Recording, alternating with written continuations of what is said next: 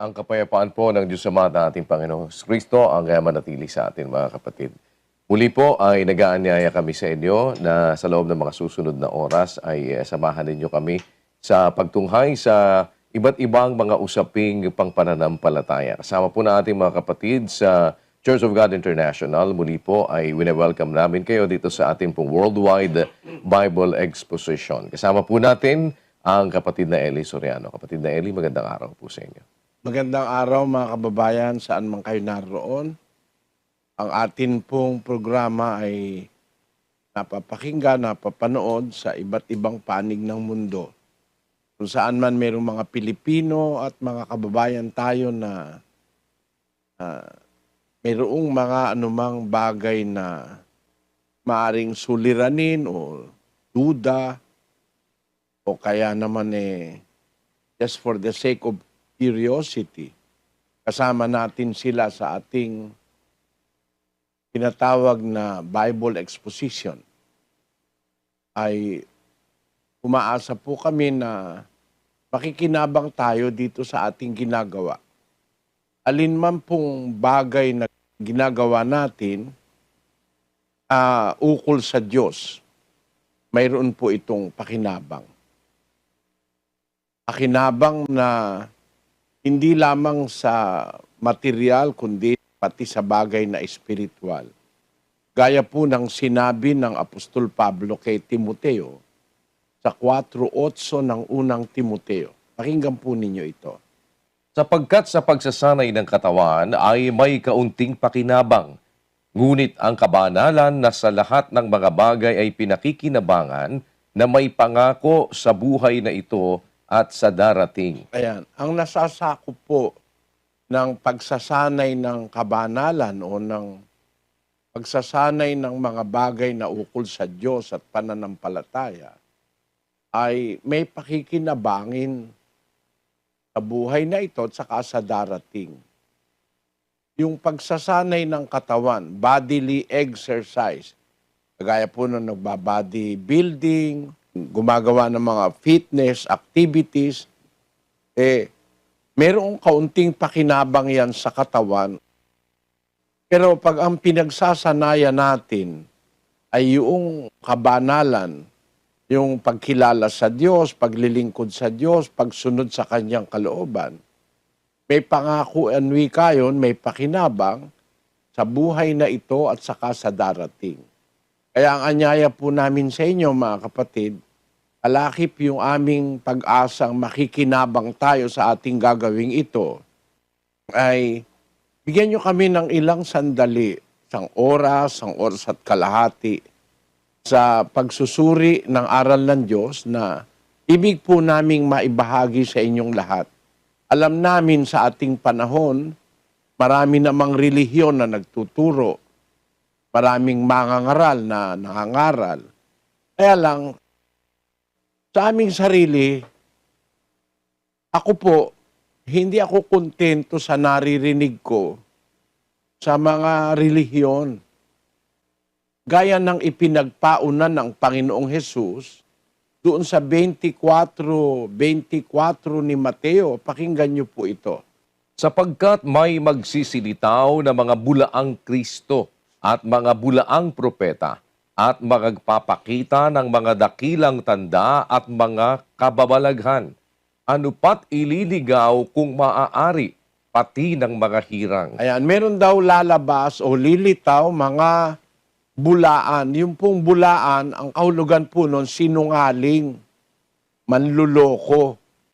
Yung salitang bulaan, Tagalog na malalim yun May lilitaw ang wikang mga mandaraya, mga bulaan, mga manluloko na Kristo at mga bulaang propeta. Magmimilagro pa, magpapakita ng dakilang tanda't kababalaghan. Ano pat ililigaw kung maaari pati mga hirang. So itong mga taong ito, magliligaw lang ito. Sila nagpapakilala na kunwari sa Diyos, kunwari sila ang Kristo, at kung hindi raw tayo dadaan sa Kanya, hindi ka raw makakapasok sa langit. Hindi po totoo yun kasi ang nasa Biblia, ang daan si Kristo. Doon sa 14:6 ng Juan, sabi ng Panginoong Jesus, Sinabi sa kanya ni Jesus, Ako ang daan at ang katotohanan at ang buhay. Sino man ay di makaparoroon sa Ama, kundi sa pamamagitan ko. yan, si Kristo yun eh. Ito ang dahilan kung bakit ako nagsasalita at naglalagay kami, mga kapatid, ng Bible exposition para amin pong ibahagi, i-share sa inyo yung salita ng Diyos para wag tayong maloko. Kasi sabi po ng Panginoong Jesus, maraming manluloko sa ating panahon. Mga bulaang Kristo, mga bulaang propeta, ililigaw lang ang mga tao. Sana naunawaan nyo, wala po kaming intensyon na makipag-away, mang-atake, walang ganon. Ang layo namin, para mas marami sanang kababayang magkaroon ng kamalayang espiritual, kamalayan ng pananampalataya, para wag tayo mabiktima. May mga nabibiktima eh. May mga napapasunod sila, yung mga bulaan, yung mga manluloko. Basahin natin ng 2 Pedro 2 at versikulo 1. Ngunit may nagsilitaw din naman sa bayan na mga bulaang propeta, na gaya naman sa inyo'y magkakaroon ng mga bulaang guro, na magpapasok sa lihim ng mga makakapahamak na mga hidwang pananampalataya, na itatatwa pati ang Panginoon na bumili sa kanila, na magtataglay sa kanilang sarili ng madaling pagkapahamak, at maraming magsisusunod sa kanilang mga gawang mahahalay. Kita nyo? Maraming susunod kahit manluloko, may mga susunod. Nakakabahala naman ang mag-anak mo, kaibigan mo, kababayan mo, mapasunod nitong mga manluloko. Kawa-awa naman ang mga taong ito. Dadayain lang, lulukohin lang. Umpisa na tayo, kapatid na Daniel. Opo, kapatid na Eli, at unahin po natin ang Sydney, Australia. Nandun po si kapatid na Andy Perlada, kasama na ating mga panauhin. Australia, go ahead please. Magandang araw po sa inyo dyan. Kapatid Daniel, salamat po sa Diyos, kapatid Eli. Ang magtatanong po rito ay si Sister Isel Kaisip. Siya po ay under indoctrination. Siya po ay 24 years old. Ito po siya, kapatid Eli. Magandang umaga po, Brad Eli. Bale, hindi po siya tanong. It's more of a confirmation or recommendation or suggestion po. Bale, meron po kasi akong self-doubt na hindi lang po siya dito. It's more on sa lahat po ng aspects in life. So, I feel like hindi po ako worthy and na parang hindi po ako good enough lagi. So, lalo na po ngayon na alam ko naman po na ito po yung totoo, pero hindi po ako agad nakapag naging ready or naging handa para po umanib po dati. Yun lang po. So, gusto ko pong marinig po from you kung ano po yung masasabi niyo po. Yun po. Salamat po sa Diyos. Salamat din sa pagdalo mo, kapatid na Sel, sa ating Bible exposition. Wala namang worthy eh. Wala sa ating karapat-dapat kung pag-uusapan general condition ng buong sangkatauhan.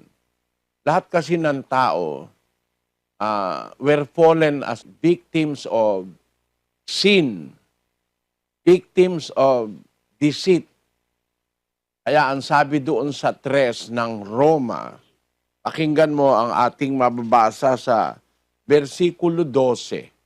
Silang lahat ay nagsilihis, magkakasamang nawalan ng kasaysayan, walang gumagawa ng mabuti, wala kahit isa. Halos lahat, generally speaking, halos lahat ng sangkatauhan, silang lahat nagsilihis, magkakasamang nawalan ng kasaysayan. We have lost our worth No? Basahin natin sa English yun, kapatid. They are all gone out of the way. They are together become unprofitable. There is none that doeth good. No, not one. They are together become unprofitable, not worthy in the sight of God. Because considering the holiness of our Creator and considering all the iniquities in us, we are altogether unprofitable. Tayo magkakasamang nawalan ng kahulugan, nawalan ng kasaysayan, nawalan ng valor. No? Pero ang Diyos naman ay Diyos na maawain. Pagka tayo ay nakita niya, meron tayong pagnanasa, hindi man tayo karapat-dapat, ang sabi sa Biblia, inaari niya tayong karapat-dapat. We are considered as worthy. Binibigyan niya tayo ng halaga. Pero pang sa ating sarili lang, wala naman tayo talagang kwenta eh. Walang sino man sa atin makakapagmalaki na tayo maayos, wala tayong ginagawang kasalanan, wala tayong mali. Walang makakapagmalaki nun kasi lahat ng tao nagkakasala. Ecclesiastes 7:20. Tunay na walang matuwid sa lupa na gumagawa ng mabuti at hindi nagkakasala. Gumagawa ka na nga ng mabuti, magkakasala ka pa eh. Kaya walang tao na perpektong wala nang magagawang mali, no? May taong perpekto, pero perpekto na kung nakakagawa pa ng mali eh. No? Kaya ganun ang atin. At wala rin naman tayong kakayahan para tayo matuwid, kapatid. Basahin natin yung 10:23 ni Jeremias. O Panginoon, talastas ko na ang lakad ng tao ay hindi sa kaniyang sarili. Hindi para sa taong lumalakad ang magtuwid ng kaniyang mga hakbang. Ayan. Sabi doon sa Kapampangan, O Ginu, balo ko, kinging lakad na ning tawa layo kaya. Alayo king tawa lalakad, bang alalaya no ding kayang lakbang. Hindi natin kayang ituwid ang ating sarili. Para lang tayo matuwid, ang magtutuwid talaga sa atin ang Diyos. Basahin natin ang 16 ng Kawikaan, versikulo 9. Ang puso ng tao ay kumakatha ng kaniyang lakad, ngunit ang Panginoon ang nagtutuwid ng kaniyang mga hakbang. Ayun, yun ang dapat na maging pag-asa mo. Worthy or not, ang Diyos ang magtutuwid sa atin. Di natin kayang ituwid ang ating sarili. Ang kailangan lang natin munang gawin para ituwid tayo ng Diyos at gawin niya tayong mga makabuluhan, yung nandoon sa 4 ng Santiago, versikulo 7. Pasakop nga kayo sa Diyos, datapwat magsisalangsang kayo sa diablo, at tatakas siya sa inyo. 8. Magsilapit kayo sa Diyos, at siya'y lalapit sa inyo.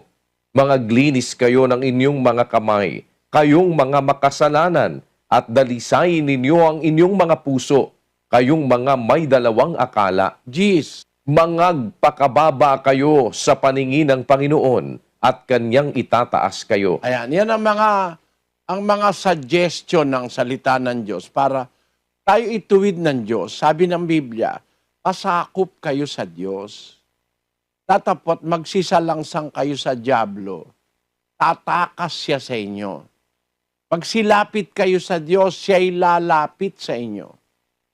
So we need God. The first thing in life, ang kauna-unahang bagay na kailangan natin ay ang Diyos. Yung hindi kasi natin magagawa by our own selves, magagawa ng Diyos sa atin yun. Kaya, ang payo ko sa iyo, kapatid, huwag mong isipin na parang hindi ka karapat-dapat, hindi mo kaya. Talagang walang makakakaya. Wala naman tayong masasabing karapat-dapat tayo. Magkakasama tayong nagkakasala ang mga tao. Pero, ang unang gusto ng Diyos na gawin natin, pasakop ka sa Diyos. Umasa ka sa magagawa ng Diyos, knowing na yung gumawa ng buong universo napakaliit mo para i-remodel ka niya. Nakagawa nga siya ng mga galaxies with billions of stars in each galaxy. Napakarami niyang pinaggagawang mga dakilang bagay. Maliit lang tayo mga tao. Pero kung yung galaxy na kokontrol ng Diyos yun, ang liit mo lang, lalo kang pwedeng makontrol. Kailangan lang, by your own free will, pasakop ka sa Diyos. Naintindihan mo, kapatid na Asel? Opo, salamat po sa Diyos, Radeli. Sige, salamat sa Diyos. Patuloy mo yung pag-aaral mo ng doktrina, kapatid. Samahan ka nawa.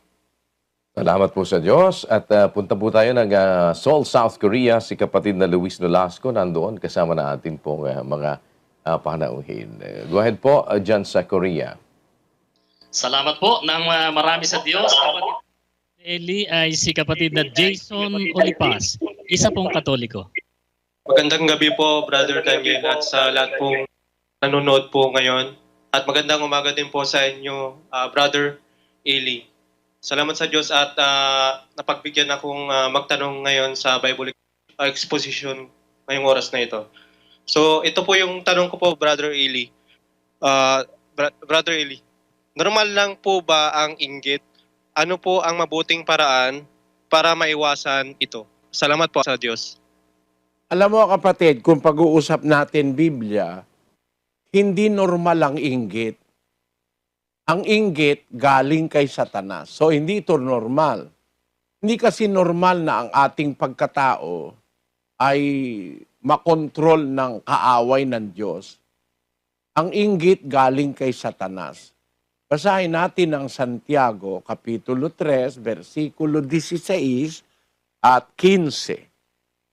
Sapagkat kung saan mayroong paninibugho at pagkakampi-kampi, ay doon mayroong kaguluhan at lahat ng gawang masama.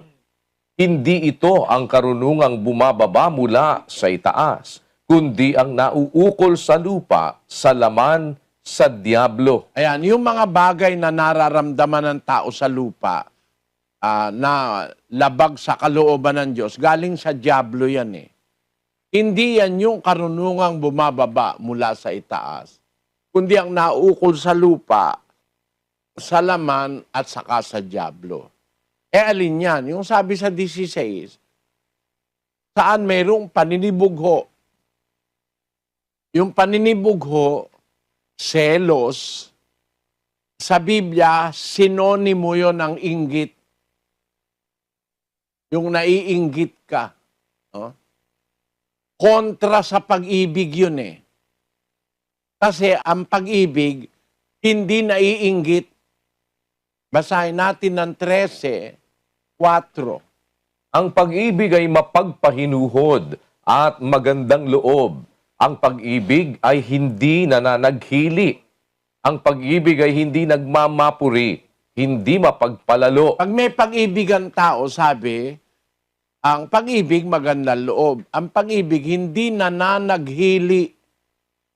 Yung nananaghili, naiinggit yon. Kaya sa pag-ibig, walang inggit. Walang envy. Sa King James Version, basahin natin, at saka sa American Standard Version. Charity suffereth long and is kind. Charity envieth not. Charity vaunteth not itself, is not puffed up. Yung charity, yun yung love Ang nakasulat sa Bibliang Grego ay yung salitang, yun ang agape. Agape means love, pag-ibig. Kaya may translation, love. Basahin natin yung American Standard Version. Love suffereth long and is kind. Love envieth not. Love envieth not. Ang pag-ibig hindi naiinggit, hindi nananaghili. Ewan ko sa Ilocano yan. Basahin natin. Ti ayat manangiturod ken nalaing. Ti ayat awan apal na. Ti ayat saan napasindayag, saan anatangsit. Ang pag-ibig hindi nananaghili, hindi naiinggit. Kaya kung ikaw may pag-ibig ka sa Diyos at sa kapwa, Hindi ka naman maiinggit eh. Kaya kung normal ang pag-uusapan, hindi normal ang naiinggit. Pagka naiinggit ka na, meron nang nagpapakilos na masama sa iyong pagkatao. Meron mga tao, punong-puno ng inggit eh.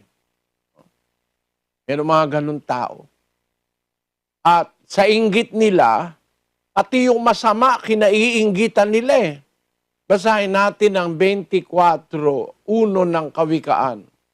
Huwag kang mananaghili sa mga masamang tao, ni magnasa ka man na masama sa kanila. Sa English, ang sabi riyan, Be not thou envious against evil men, neither desire to be with them. sa Ilocanon, sabi diyan, di ka apalan dagiti daki sa tattao, di ka met esman ti makikadwa kadakwada. Ayun. Huwag ka maiinggit sa mga tao, lalo na masamang tao, kainggitan mo. Eh kung masama nga, bawal mong kainggitan, yung pa bang mabuti, kaiinggitan mo. Kaya yung inggit, hindi yan normal, kapatid. Hindi normal ang inggit. Ang inggit ay insinuated ng masamang espiritu sa ating mga puso. Gusto mong maging normal, biyaan mo lang. Para normal ka, wala kang kainggitan. Kung ano yung nasa'yo, okay lang. Sabi ng unang Timoteo, pakinggan mo ang sabi ng salita ng Diyos, 8. Ngunit kung tayo'y may pagkain at pananamit, ay masisiyahan na tayo doon. Kung meron tayong pagkain, meron tayong pananamit, masisiyahan ka na. Wala kang bahay, pwede namang umupa. Huwag ka mainggit. Baka may mainggit ka, nagnakaw ka para magkaroon ka nung wala sa'yo. Kung nakakakain ka naman, nakakainom ka, masiyahan ka na ron. Kahit wala kang bahay, wala kang sasakyan, may MRT naman no? O kaya may paa ka naman para maglakad, para gumawa ka ng masama dahil sa inggit gusto mo, meron ka rin ng lahat ng bagay. Ang sabi sa Biblia, wala tayong dinalang anuman sa sanlibutan at wala rin naman tayong mailalabas na anuman doon sa itaas lang. Basahin natin uli sa 6:7, kapatid na Daniel hanggang 8. Sapagkat wala tayong dinalang anuman sa sanglibutan at wala rin naman tayong mailalabas na anuman. Ngunit kung tayo'y may pagkain at pananamit, ay masisiyahan na tayo doon. Ayon.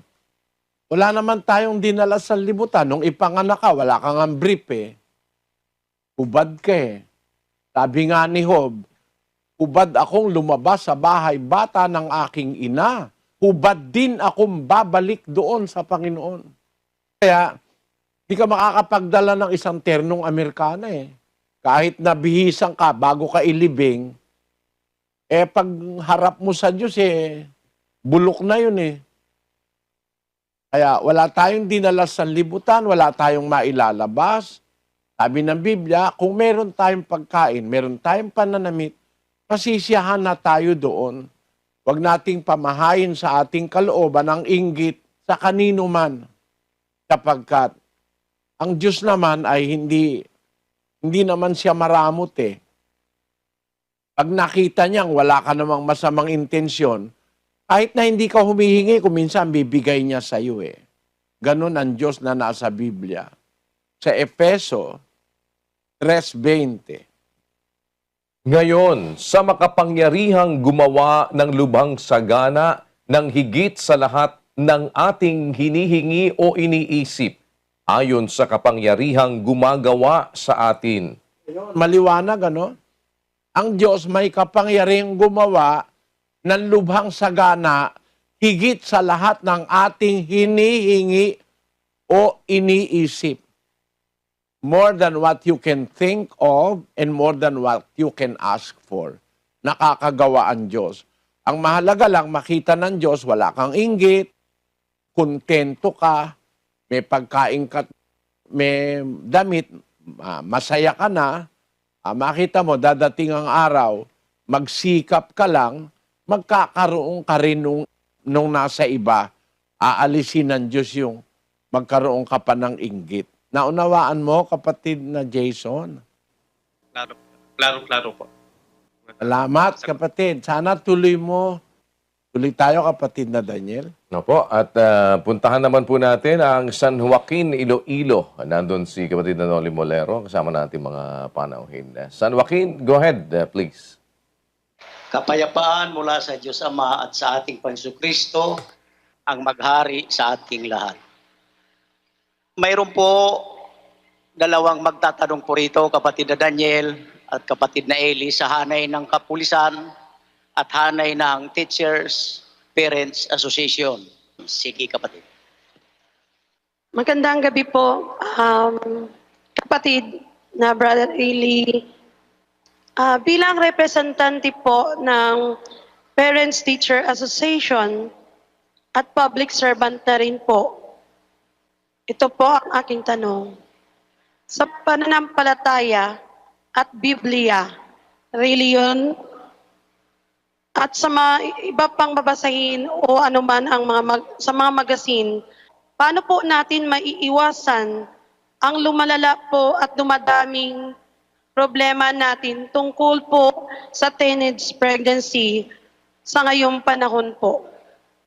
Salamat po sa pagdalo ninyo, kapatid na Eileen. Alam nyo, yung teenage pregnancy ngayon, actually, hindi mo pa nga masasabing teenage. Kasi ang teenager, pwede mong sabihin 13. Nasa teen na yon. Meron 12 pa lang, 11 pa lang buntis na. Pero mga nababalita ngayon, even before reaching what is called teenage years, meron nabubuntis na. Ngayon, hindi po yan isang bagay na simple, kapatid.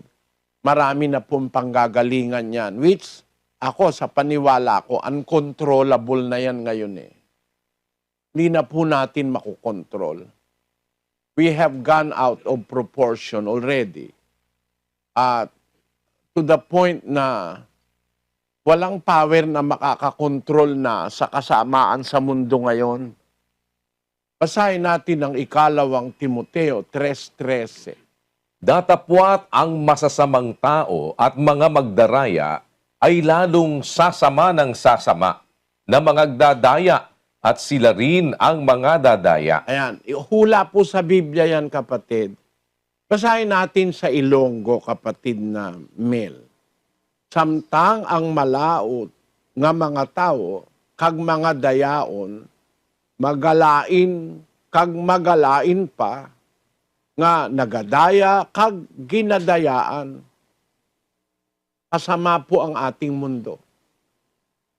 To the point na para makontrol mo, para magkaroon ka ng significant na power para makontrol, kailangan na po natin ang Panginoong Jesus. Kaya nga inihintay natin ngayon sa pamamagitan ng Biblia, yung pagbabalik ni Kristo para siya ang kumontrol. Wala pong makakakontrol na tao. Wala po, kapatid. We have gone out of control, kapatid na Eileen. Masasayang lang ang effort natin na mag-isip tayo how to put everything in place. Wala pong makakagawang tao nun ngayon. The greatest thing we can do is start with our families. Sa ating mga anak, meron tayong personal responsibility sa pamilya. Yun ang una nating pananagutan sa Diyos.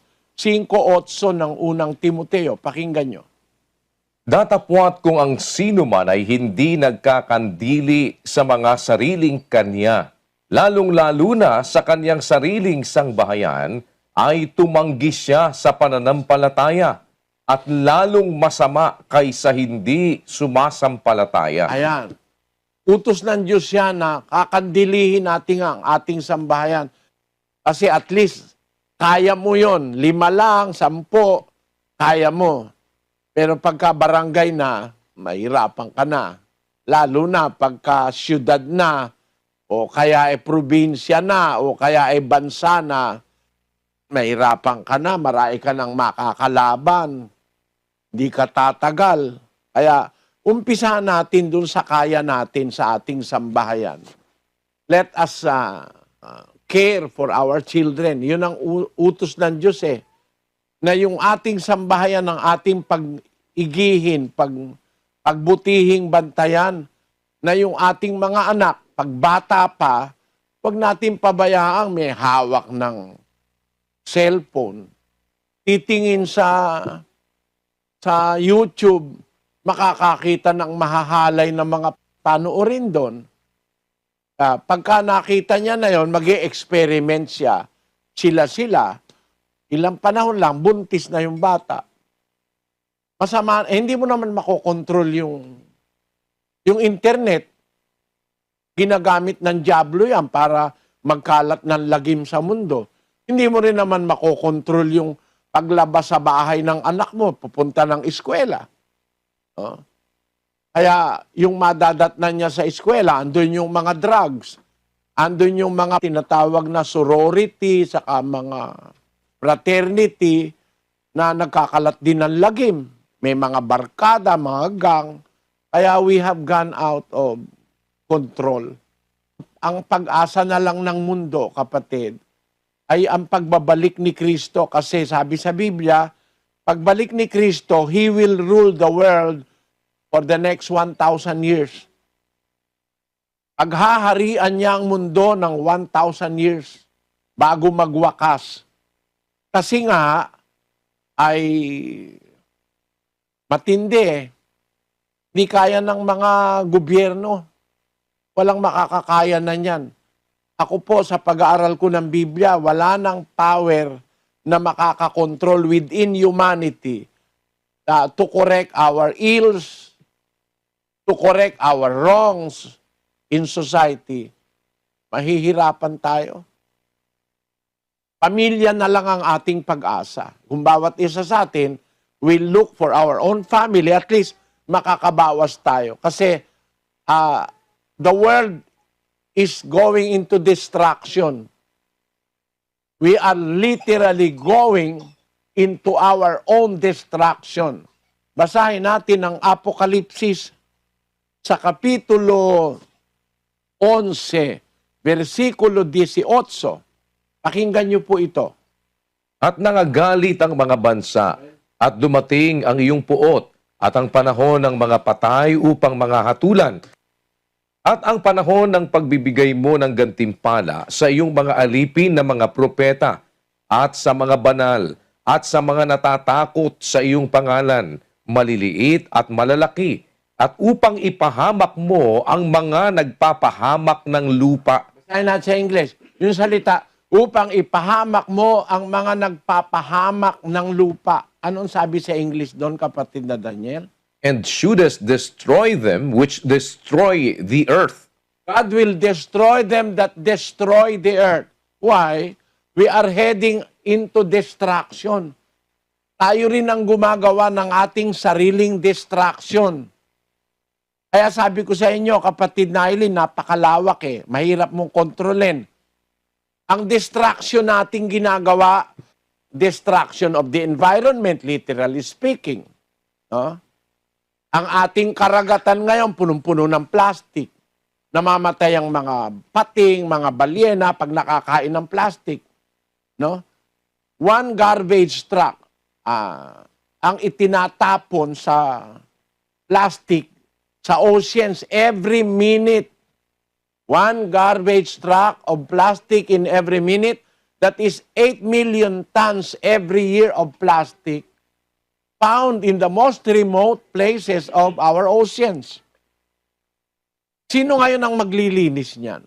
Uncontrollable na talaga, kapatid. Pag-uusap lang yan sa environment, kung titignan mo, pati yung ating ozone layer, nasisira dahil sa ka-release ng carbon dioxide, carbon monoxide. Nasisira yung ozone layer.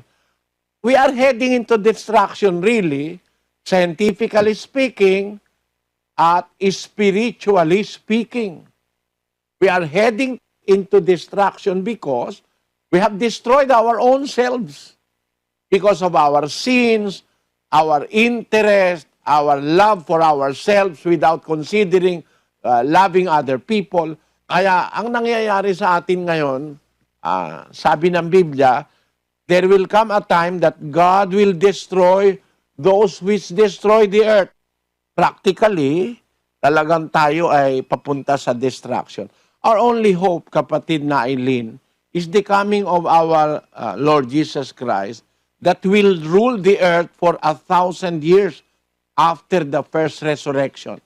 Pag nabuhay na mag-uli yung mga patay na banal, maghahari sila kasama ni Kristo sa loob ng 1,000 taon dito sa lupa para to destroy all those who destroys the earth. That is the hope of this earth. Yung paghahari ni Kristo sa 1,000 taon for a millennium, for 1,000 years. Wherein the Lord Jesus Christ will correct everything that is wrong. Yun ang pag-asa natin. Pero sa tao, kapatid, mahihirapan. Gayun din, yun nangyayari ngayon na teenage pregnancy. Para makontrol mo, kontrolin mo ang internet, kontrolin mo ang television, kontrolin mo ang mga eskwelahan, kontrolin mo yung marami kang kukontrol. Paano mo kakontrol? Kahit presidente ka, di mo makokontrol ang internet. Kahit presidente ka, di mo makokontrol ang internet. Yan na ngayon na nagiging dahilan kung yung mga bata wala pa nga sa teenage years, nakakaalam na ng mga sex. At ang masama, may mga eskwela, nagtuturo na ng sex education sa bata. Yung hindi namin pinag-uusapan, 18 anyos na kami nung araw, nangangapa ka pa. Ako nung high school, 18 anyos, 17 anyos. Nangangapa ka, wala kang malay sa sex. Ngayon, mga bata, 7 taon, nag-uusap sex. Ano mo maiwasan yan? You have to control so many things around you to have control about these things. Pero, ang suggestion ko na lang, kapatid na Eileen, being a member of Parents and Teachers Association, wherever you may be, yung pamilya natin, that is the basic unit of society. Let us concentrate on our families and even the immediate families of our sons and daughters. Pwede siguro, no? Pero pakikialaman mo yung mga iba pa outside of the circle of the family, mahihirapan ka, kapatid. Ako nga nagtuturo ako ng aral ng Diyos, isang organisasyon na international itong Church of God International. Mahirap mo makontrol lahat pero awa ng Diyos dahil sa salita ng Diyos. Sa amin, wala kaming masyadong problema sa ganyan. May aral kaming ipinapasunod na ang mga magulang, babantayan nila yung anak nila, kung mapipigil nila agad na mag-asawa, pagka wala pa sa edad, pinipigilan namin. Basahin natin ang aral, 7:36 ng unang Korinto, kapatid na Daniel. Ngunit kung iniisip ng sino mang lalaki na hindi siya gumagawa ng marapat sa kaniyang anak na dalaga, kung ito'y sumapit na sa kaniyang katamtamang gulang, at kung kailangan ay sundin niya ang kaniyang maibigan, hindi siya nagkakasala. Bayaang mag-asawa sila. Ayan. Papabayaan mo mag-asawa yung anak mo pag sumapit na sa kanyang katamtamang gulang. Ang sabi sa Biblia, reaching the flower of her age.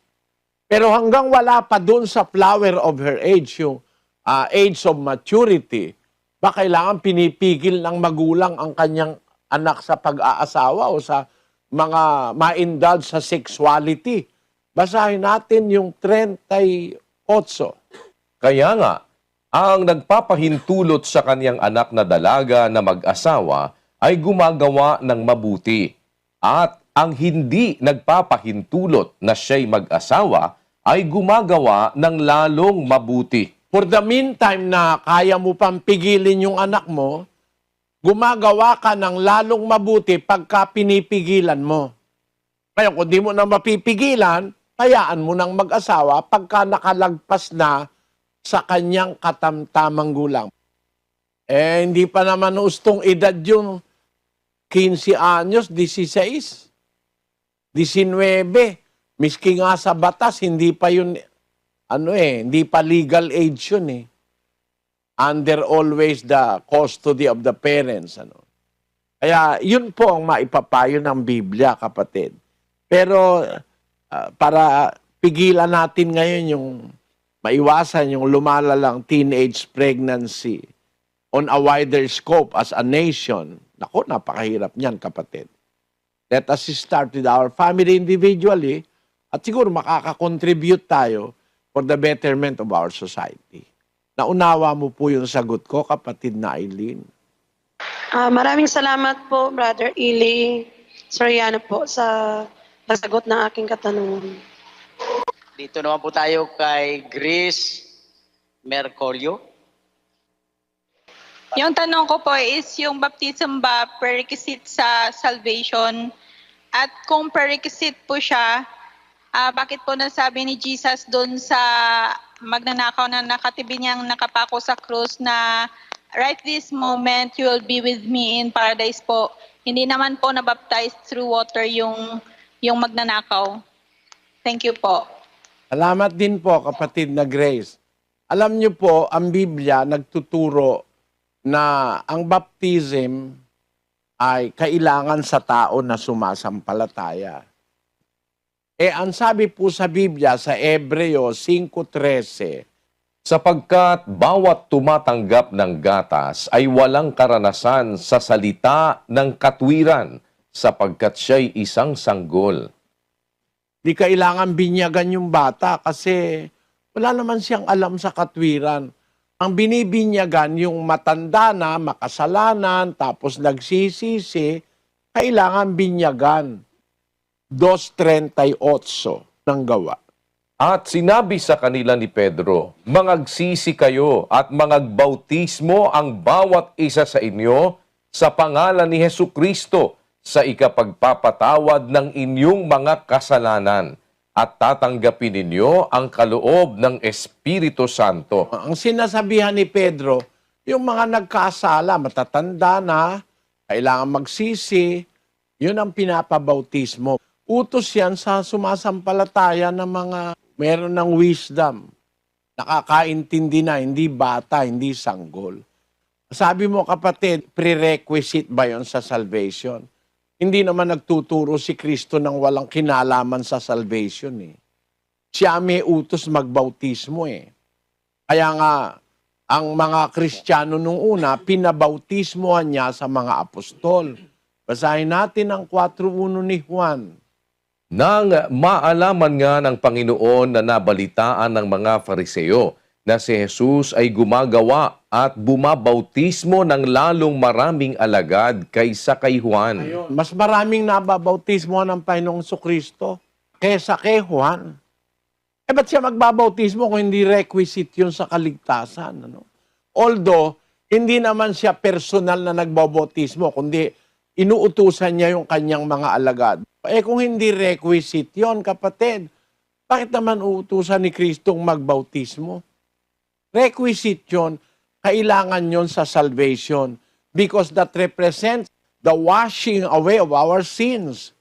22:16 ng Acts of the Apostles.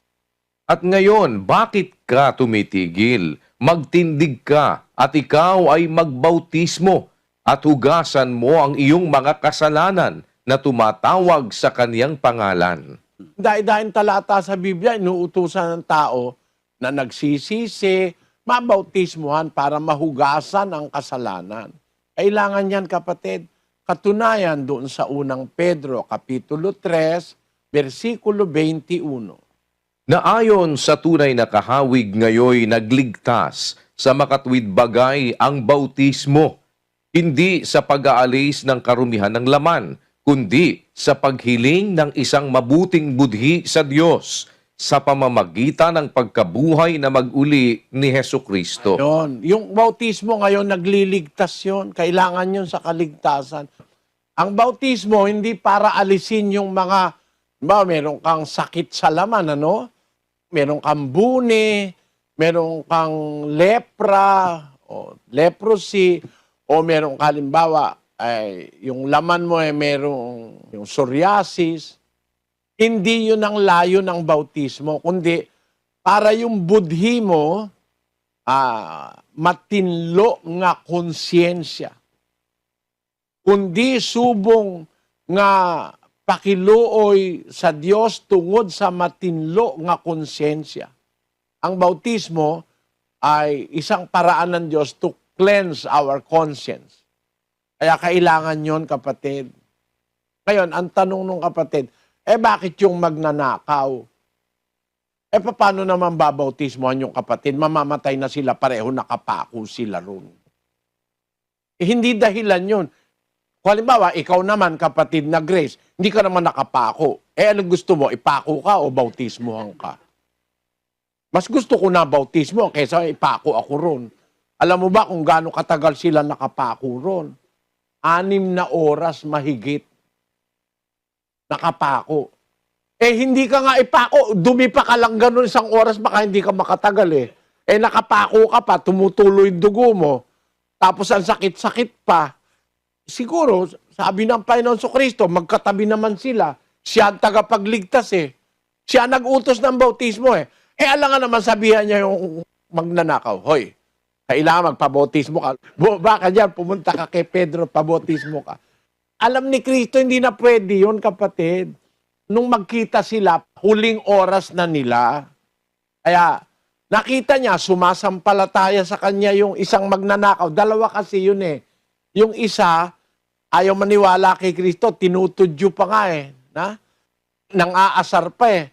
Kung talaga ikaw ay kaanak ng Diyos, magkalag ka dyan, kalagan mo rin kami. Aming ganon, ano. Yung sabi nung isa. Pero yung isa sabi niya, Jesus, alalahanin mo ako pagdating mo sa iyong kaharian. Ang sagot sa kanya ng Panginoong Jesus sa hiligay noon, kag nagsabat siya sa iya, sa pagkamatuod, nagasiling ako sa imo, karon nga adlaw mangin kaupod ka nakon sa paraiso. Thou shalt be with me in paradise. Sabi niya. Without baptism. Alam mo kapatid, isa lang naman yun eh. Wala namang pangalawa yun, kapatid. Baka iisipin mo, ako rin di napapabautismo kasi yung magnanakaw di binautismoan eh. Papako ka naman sa krus. Kung ako naman ang papipiliin mo, gusto ko nang mabautismo kaysa papako ako sa krus. Ang Panginoon ay may konsiderasyon at saka meron kang dapat i-apply dyan, kapatid. No hay regla sin exception. Lahat halos ng batas merong exception. Exception to the rule. Halimbawa, bawal tumawid pagka berde. Hindi naman nakikita ng bulag na berde. Tumawid yung bulag. Uhulihin mo ba yon? Dapat sa pulis, samahan mo yung tumawid. Huwag mo hulihin. Hindi niya alam na berde na eh. Di ba? May exception to the rule. Ang tawag doon sa mga pulis, human consideration. You have to always think of human consideration. In the implementation of laws, may human consideration. Halimbawa, matanda, pinagbibigyan yung matanda. Di ba, ang batas, pipila. Di pwede mangagaw ka ng pila. Pero dito sa Brazil, pag matanda ka, anong pila-pila? Kahit na marami silang nakapila, pwede ka lumagay sa una. Ang tawag doon, preferential. Tawag dito, preferential. Meron kang anak na pasuswin, nakapila. Dumating ka habang pila, punta ka sa unahan, di ka pagbabawalan. Kasi may human consideration. Yung pilay, yung matanda, pag 60 anyos ka, ako hindi ako pumipila eh. Nung minsan, 69 na ako noon eh. Hindi ako pumila, nagalit yung pulis. Bakit ka ako? Ito para sa senior citizen. Sa loob-loob ko, bata pa pala ako. Kasi kinagalitan ako eh. Sabi ko, senior citizen ako, sabi ko.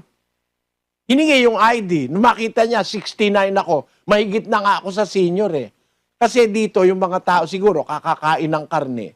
60 pa lang, matanda na itsura eh. Pero nung 67 ako, ayaw nila akong papilahin sa una. Pero meron silang batas, yung tinatawag nilang preferensya. Talagang human consideration yon. Ganun ang ibig ko sabihin, kapatid.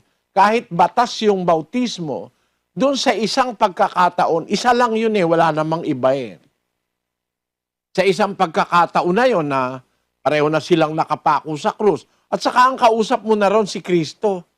May guarantee ka na o kakasamahin kita sa paraiso. Sino ngayon ang makakausap mo sa Iloilo? Huwag ka ng pabautismo. Mapupunta ka sa paraiso. Sino magbibigay sa iyo ng guarantee? Wala. Kaya sumunod tayo sa batas. Naunawaan mo po ako, kapatid na Grace.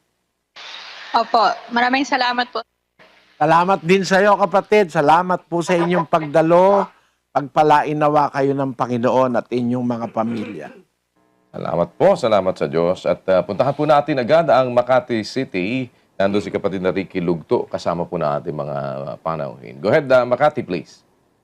Salamat sa Diyos, kapatid na Eli, kapatid na Daniel. Ang magtatanong po rito ay si kapatid na Merlin Datoon, 63 years old, isang Katoliko.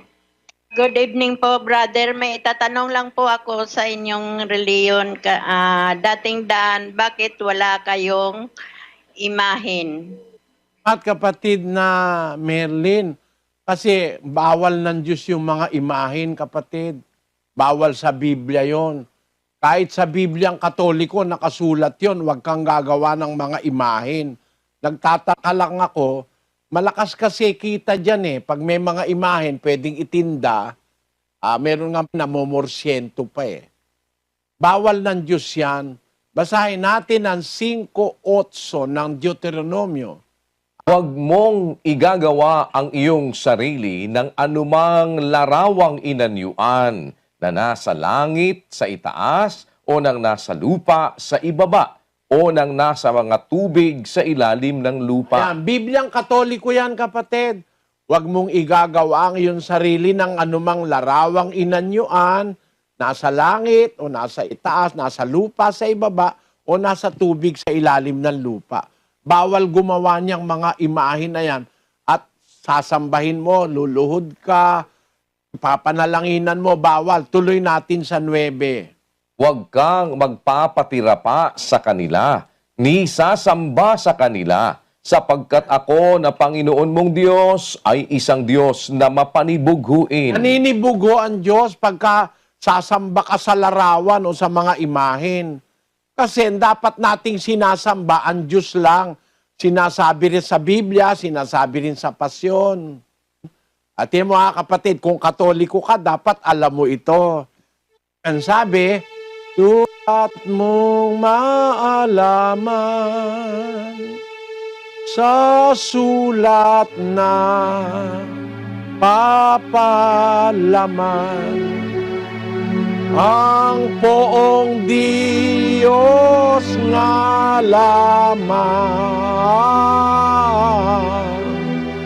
siyang dapat naluhuran at sambahin gabi't araw.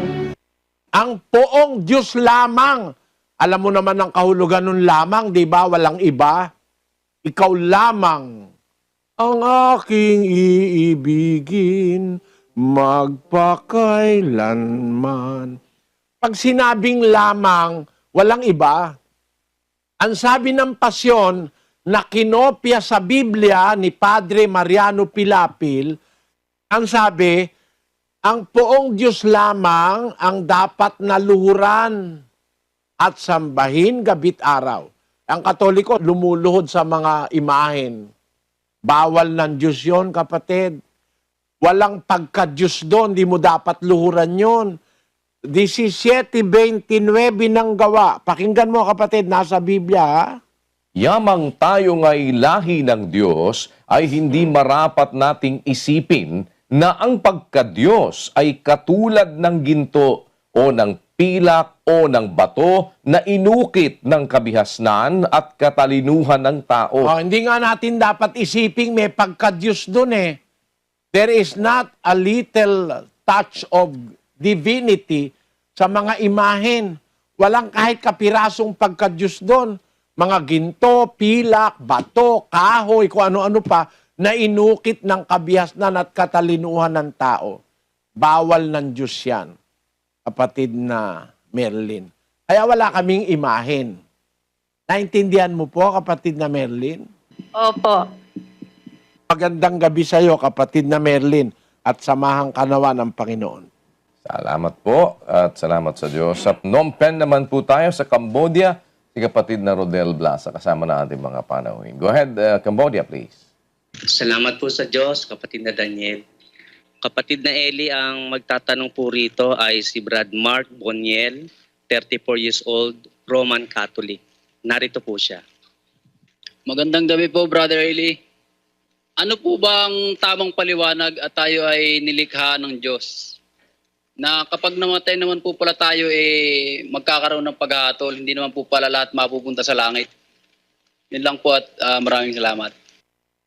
Ang paliwanag ng Biblia, kapatid na Mark, ay yung nasa 2 Gs ng Epeso. Sapagkat tayo'y kanyang gawa na nilalang kay Kristo Jesus para sa mabubuting gawa na mga inihanda ng Diyos ng una upang siya nating lakaran. Ayun, para tayong tren. Kaya ginawa yung tren, may riles. Pagka walang riles, hindi pwede yung tren. Pag umalis sa riles, madidiskaril, disgrasya yon. Meron tayong lalakaran, kaya tayo gagawa tayo ng mabuti. Tayo kanyang nilalang kay Kristo Jesus para sa mabubuting gawa. Kaya tayo binubuhay ng Diyos para gumawa ng mabuti. Pagka gumawa ka ng mabuti, doon ka ngayon makakarating sa langit. Pero yung hindi gumawa ng mabuti, hahatulan ka. Gaya nung sinasabi mo. Basahin natin ang 5:28 ng Juan. Huwag ninyong ipanggilalas ito sapagkat dumarating ang oras na ang lahat ng nangasalibingan ay makaririnig ng kanyang tinig at magsisilabas. Ang mga nagsigawa ng mabuti ay sa pagkabuhay na mag-uli sa buhay at ang mga nagsigawa ng masama ay sa pagkabuhay na mag-uli sa paghatol. Ayan, dalawa lang naman ang pupuntahan ng tao. Hahatulan ka para parusahan o kaya bubuhayin ka para sa pagkabuhay na mag-uli sa buhay. Yung gumawa ng mabuti sa pagkabuhay na mag-uli sa buhay. Yung gumawa ng masama sa pagkabuhay na mag-uli sa paghatol. Ang tanong mo, hindi naman pala tayong lahat makakarating sa langit. Tayong lahat pwedeng makarating sa langit kung gagawa ka ng mabuti. Kung ang ginawa mo sa buhay mo, puro masama, hindi ka makakarating talaga sa langit. Pero gusto ng Diyos, tayong lahat makarating sa langit. 3:9 ng 2 Pedro. Pakinggan mo. Hindi mapagpaliban ang Panginoon tungkol sa kaniyang pangako na gaya ng pagpapalibang ipinalalagay ng iba, kundi mapagpahinuhod sa inyo na hindi niya ibig na sino man ay mapahamak, kundi ang lahat ay magsipagsisi. Ang gusto ng Diyos, tayong lahat magsisi. Ayaw niyang may mapahamak. Gusto niya makarating tayo lahat sa langit. Kaya lang, kung ayaw mo naman sumunod, gagawin mo masama, talaga hindi ka makakarating sa langit. Hindi kasalanan ng Diyos yun. Kasi kung siya lang ang masusunod, gusto niya lahat tayo makarating sa kanyang langit, sa kanyang paraiso. 2:4 ng unang Timoteo. Na siyang may ibig na ang lahat ng mga tao'y mga ligtas at mga kaalam ng katotohanan. Yun ang gusto ng Diyos. Ayaw niyang may mapahamak kahit isa. Gusto niya lahat tayo maligtas, makaalam ng katotohanan. Kaya lang, ang diferensya tayo rin. Ayaw natin ng mabuti. Sabi ng Diyos, huwag kang papatay. Ang ginagawa mo, pumapatay ka. Hindi naman ikaw ang may-ari sa kapwa mo tao para kunin mo ang buhay niya. Meron mga doktor pumapatay. And sumumpa sila, ang sumpa ng doktor magsalba ng buhay Alam ko yung particular oath ng doktor, magsalba ng buhay. At sa pagsasalba ng buhay, meron choices pang ibinigay. Kung alin yung mas magandang choice, yun ang isasalba mo. Yung bata ba o yung ina? May mga ganong choices Pero ang general idea, magsasalba ng buhay ang doktor. Aba, ang ginagawa 5 buwan na yung bata, ina-abort pa. Nilalansag dun sa bahay bata. Isa-isang pinuputol yung mga buto ng bata para ma-abort. Ano ba ngayon yung doktor na yun? Pupunta ba sa langit yun? Ano ba sa palagay mo? Dapat nga, isalba mo yung buhay, tapos ikaw mismo pumapatay. Milyong sanggol ang pinapatay ngayon ng abortion. Kaya kung mapupunta ka sa impyerno, abay, hindi mo dapat sisihin ng Diyos. Kasi gusto niya, mapunta tayo lahat sa langit. Naunawaan mo yung kapatid na Mark? Opo, at maraming salamat po. Salamat. Pagpalaing ka nawa ng Panginoon, kapatid. Salamat po sa Diyos. At puntahan muna po natin ngayon ang Singapore. Nandito si kapatid na Don Capulong kasama na ating mga panauhin. Go ahead, Singapore, please. Opo, salamat sa Diyos, kapatid na Daniel, kapatid ni Eli. Dito naman po sa Singapore, ang atin po magtatanong na panauhin, si kapatid na Philip Rosal, isa pong Katoliko. Sige po, kapatid. Magandang gabi po, brother. Sa dinami-dami po ng mga relihiyon po ngayon, tila po nag-aaway-away po, nagtatalo-talo po. Sa inyo pong palagay sa bandang huli, meron po bang mananaig sa mga ito kung meron man? At sa tingin niyo po ba, kailangan po natin ng religion para maligtas tayo? Or kahit meron lang tayong paniniwala sa Diyos, maliligtas tayo? Yun lang po. Salamat sa pagdalo mo, kapatid na Philip. Unang-una, ang Diyos ang nagturo ng relihiyon. Ang tawag sa Biblia sa relihiyon, yung salitang Grego sa original na salita sa Biblia, threskia. Ang kahulugan ng threskia ay ceremonial observance, religion, worshiping. Ang threskia, pagsambayan. Pagsamba na tama. Relihiyon na tama. Ceremonies na tama ayon sa Biblia. Kaya, kailangan ba ang relihiyon? Abay, ang may sabi ng relihiyon ang Diyos Siya nga ang kailangan nating sambahin Kaya, pagka susunod tayo sa Diyos, kailangan natin sumamba sa Kanya, kailangan natin ang relihiyon. Yung tamang relihiyon o tamang pagsamba. Kailangan yon para tayo maligtas. Ang Diyos ang may formula ng tunay na relihiyon Nababasa sa Biblia, ang Kanyang mga itinuro para maganap yung pagsamba o relihiyon na itinuro niya sa Biblia. Mula sa panalangin, pagluhod, klase ng panalangin, kung ano ang sasambahin, kung paano mananalangin, kung paano mamumuhay, kung paano magdadala ng pamilya, every way of life. Yun ang religion sa Biblia. Religion is a way of life. It is inevitable for salvation. Kailangan natin yon. Yun turo ng Diyos. Ang kabuuan nun, yun ang nagre-represent ng way of life o ng relihiyon ng isang tao. Kaya kailangan yon, kapatid. Hindi yung ideya ng iba. Hindi na kailangan niya iglesia, hindi na kailangan niya relihiyon. Ba't nagtayo ang Diyos ng relihiyon? Ba't nagtayo siya ng iglesia? Di naman pala kailangan. Punta ka sa bukid. Nakita mo, mga damo, may mga siit, may mga makahiya. Nung bata ako, tuwa ako doon sa makahiya. Pagka hinipo mo, titiklop siya. Tuwa ako, lahat ng makahiya, hinihipo ko. Sabi ko, nararamdaman nila, no? Sabi ko, sa loob-loob ko. Nung lumaki-laki ako, sabi nung lola ko, anak, kumuha ka nga ng makahiya. 7 puno ng makahiya. Aanin mo, lola, yung makahiya. Ang ate mo hindi dinadatnan. Hindi nireregla. Papainumin ko ng makahiya. Yung palang makahiya, pagka nadidelay ang regla, pwede palang panggamot yon. Nung ko lang nalaman, yung makahiya pala, meron palang silbi yun. At nung nag-alaga kami ng kambing, abay, paborito pala ng kambing yung makahiya ang kinakain. Maraming tinik yun dun sa nguso ng kambing, walang tinik-tinik doon. Kinakain niya yung makahiya. Pati damo kinakain. Ay, isip ko, lahat pala ng nasa mundo, kailangan. Kung yung makahiya, kailangan. Yung pakayang iglesia, yung relihiyon na pinamuhunanan ng dugo ni Kristo, 20:28 ng gawa. Ingatan ninyo ang inyong sarili at ang buong kawan na sa kanila'y ginawa kayo ng Espiritu Santo na mga obispo upang pakanin ninyo ang iglesia ng Diyos na binili niya ng kanyang sariling dugo. Kaya nabayubay sa krus si Kristo, binili niya ang iglesia ng Diyos, yung iglesyang nasa Biblia.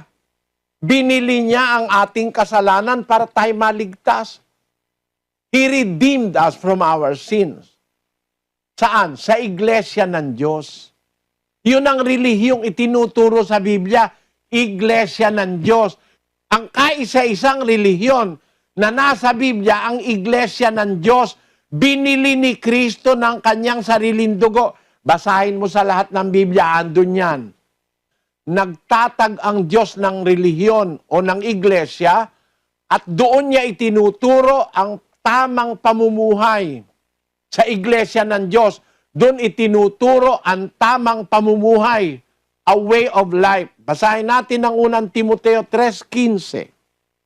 Ngunit kung ako'y magluwat ng mahabang panahon, ay upang maalaman mo kung paano ang dapat sa mga tao na ugaliin nila sa bahay ng Diyos, na siyang iglesia ng Diyos na buhay at haligi at saligan ng katotohanan. Kung ano ang dapat ugaliin ng tao sa bahay ng Diyos, na siyang iglesia ng Diyos. Kaya pag naanib ka sa iglesia, tuturuan ka ng way of life, ng relihiyon. Ang isang kahulugan ng relihiyon, kapatid, galing sa salitang Latin na religare. Ang kahulugan ng religare ay para itali uli, itali. Kasi yung re, muli, again. Yung ligare means to bind. Religion means to tie again. Itatali uli tayo sa Diyos. Napahiwalay kasi tayo sa Diyos Nawala yung legion between man and God sa kay Adan at kay Eva, naputol, pinutol ng pagsalangsang ni Eva at ni Adan. Yung legion between God and man, ang pagkakaisa ng Diyos at ng tao, naputol dahil sa ating kasalanan. Kaya doon pumapasok yung salitang religare, relihiyon. Pagkaroon uli ng legion between man and God. Kaya kailangan yon, kapatid. At ang tinuturo ng Bibliang relihiyon ay ang kung paano ka mabubuhay sa bahay ng Diyos na siyang iglesia ng Diyos. Yung iglesia ng Diyos na binili ni Kristo ng kanyang sariling dugo. Naunawaan mo yung kapatid na Philip? Opo. Salamat, kapatid na Philip. Magandang gabi sa inyo at sa lahat ng nasa Singapore. Minsan pa po ay nagpapasalamat tayo sa Diyos sa isa pang mabuting pagkakataon na pinagkaloob sa atin upang tayo po ay makapagsagawa nitong atin pong Worldwide Bible Exposition. Kuloloobin po ng Panginoon gaya ng paanyaya po ng kapatid na Eli, tayo po ay muling magdudulang ng mga doktrina ng ating Panginoong Jesucristo. Asahan po namin kayo na sa tulong ng Panginoon ay muli pong makadalo sa atin pong gagawing mass indoctrination. Minsan pa po, salamat sa atin pong mga panauhin sa inyong pagdalo sa ating Worldwide Bible Exposition. Kasiyahan nawa kayo ng Panginoon. Gandang araw po sa inyong lahat, kapatid na Eli. Aasahan po namin kayo, mga kapatid, para po mas marami tayong mapag-usapan. Dumalo po sana kayo.